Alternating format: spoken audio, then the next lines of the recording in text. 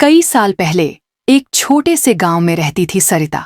सरिता एक साधारण गृहिणी थी जिसकी शादी को कई साल हो चुके थे। लेकिन कुछ समय से सरिता का मन अपने पति से हटकर गांव के एक अन्य पुरुष की ओर आकर्षित होने लगा। वो जानती थी कि ये गलत है, लेकिन वो अपने मन को रोक नहीं पा रही थी। सरिता बहुत परेशान थी।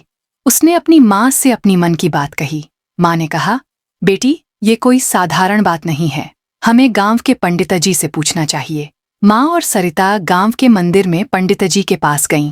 पंडितजी ने गरुड़ पुराण की किताब खोली और कहा, सरिता, गरुड़ पुराण में भगवान विष्णु ने बताया है कि किसी भी व्यक्ति का व्यवहार उसके पिछले जन्म के कर्मों से प्रभावित होता है। एक स्त्री का पराये पुरुष की ओर आकर्षण पिछले जन्म के पापों का परिणाम हो सकता है। सरिता ने डरते हुए पूछा, पंडित जी, ये कौन से पाप हैं?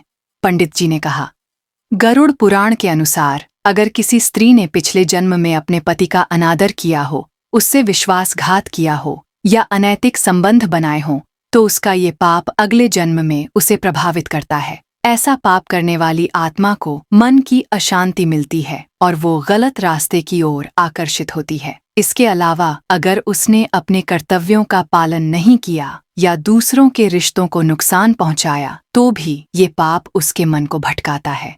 सरिता ने पूछा, पंडित जी, क्या इसका कोई समाधान है?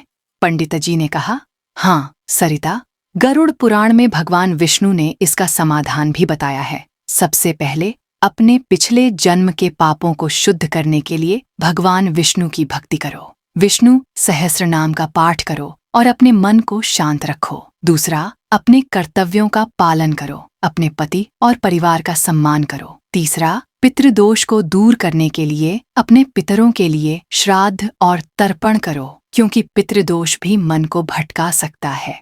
सरिता ने गंभीरता से सिर हिलाया और बोली, पंडित जी, मैं ये सब जरूर करूंगी। उसी रात सरिता को एक सपना आया। उसने देखा कि भगवान विष्णु गरुड़ पर सवार होकर उसके सामने खड़े हैं। भगवान विष्णु ने कहा, सरिता, तेरे पिछले जन्म के पापों ने तुझे इस स्थिति में ला दिया है, लेकिन मेरी भक्ति कर, अपने कर्तव्यों का पालन कर और अपने मन को शुद्ध कर। मैं तुझे इस पाप से मुक्ति दूंगा। सपने से सरिता की नींद खुल गई। उसकी आंखों में आंसू थे। उसने सोचा, मुझे अपने जीवन को बदलना होगा। अगले दिन से सरिता ने अपनी जिंदगी बदल दी। उसने हर सुबह विष्णु सहस्रनाम का पाठ शुरू किया। उसने अपने पति और परिवार का ख्याल रखना शुरू किया और उनके साथ प्यार भरा व्यवहार किया। उसने गांव के मंदिर में जाकर अपने पितरों के लिए तर्पण भी किया। धीरे धीरे सरिता का मन शांत हो गया। उसका आकर्षण गलत रास्ते से हट गया और वो अपने परिवार के साथ सुखी जीवन जीने लगी। उसने समझ लिया कि पापों का फल भोगना पड़ता है, लेकिन भक्ति और अच्छे कर्मों से उसे मुक्ति भी मिल सकती है।